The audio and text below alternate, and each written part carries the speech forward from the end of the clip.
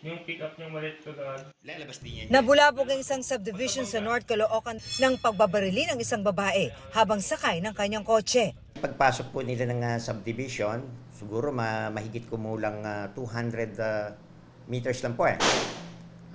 Pinutukan na po, tinapatan po ng motorsiklo yung sasakyan ng ating biktima. Patay ang 46 anyos na biktima na vice president daw ng isang kumpanya na may kinalaman sa armored truck.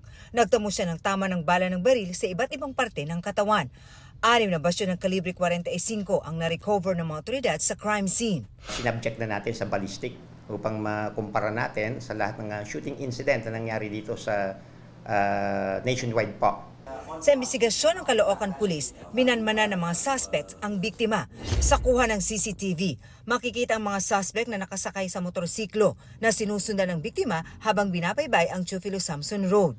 Siya po ay sinundan ng riding criminal suspects natin sa trabaho niya. Hanggang pagbabarilin siya pagpasok ng subdivision. Hindi nahagip sa CCTV video ang mismong pamamaril, pero makikita ang pagbangga ng kotse ng biktima sa mga nakaparadang sasakyan. Makikita naman ang mga suspects na bahagyang umabante at nag-U-turn saka kumaripas. Siya po talaga ang punterya ng mga suspects po natin. Professional hit, naupahan po. Patuloy na inaalam ng mga otoridad ang motibo sa krimen.